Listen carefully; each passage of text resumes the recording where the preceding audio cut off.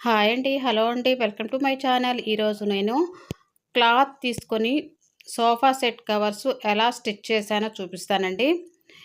దీనికి మనకి తక్కువ అమౌంట్‌లో సోఫా సెట్ కవర్స్ మనం తయారు చేసుకోవచ్చండి.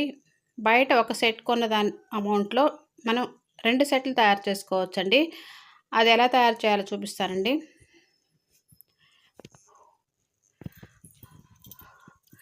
ఇట్లా క్లాత్ తీసుకున్నానండి.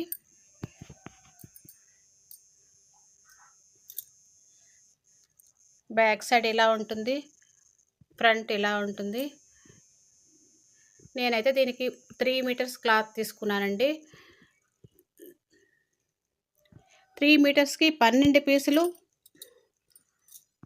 సోఫా సెట్ కవర్స్ నాకు వచ్చాయండి. దీని పన్నా వచ్చేసి 90 ఇంచులు దాకా ఉందండి. అందువల్ల నాకు 3 మీటర్స్ సరిపోయింది. ఈ క్లాత్ వచ్చేసి నేను బెడ్స్కి వేస్తారు కదండి, ఆ బెడ్స్కి వేసే క్లాత్ తీసుకున్నాను. బ్యాక్ సైడ్ ఇలా ఉంటుంది, ఫ్రంట్ ఇలా ఉంటుంది, మధ్యలో పల్చటి ఫోమ్ వస్తుందండి. అందుకని ఈ క్లాత్ కొంచెం స్మూత్గా ఉంటుంది. ఈ క్లాత్ తీసుకున్నాను. ఈ క్లాత్కి ఇలాంటి కలర్ క్లాతే తీసుకొని గోట్ వేశానండి. గోట్ అనేది 2 వైపులా ఒకేలా ఉండేలా వేశాను.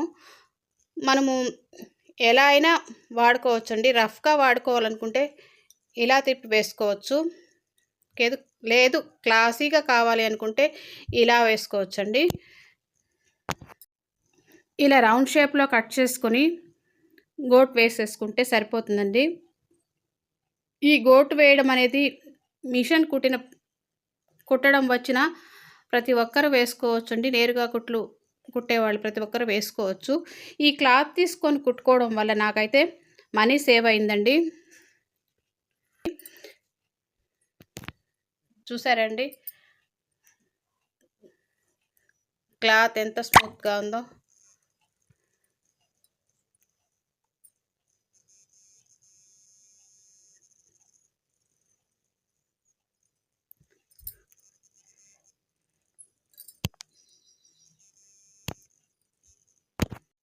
సోఫా కూడా ఇలా వేశానండి.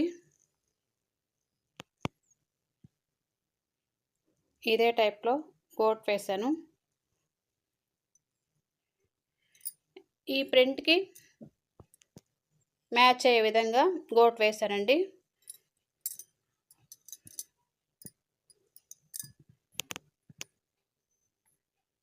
మీకు ఈ వీడియో కనుక నచ్చినట్లయితే లైక్ చేయండి, షేర్ చేయండి, సబ్స్క్రైబ్ చేయండి. Thank you for watching.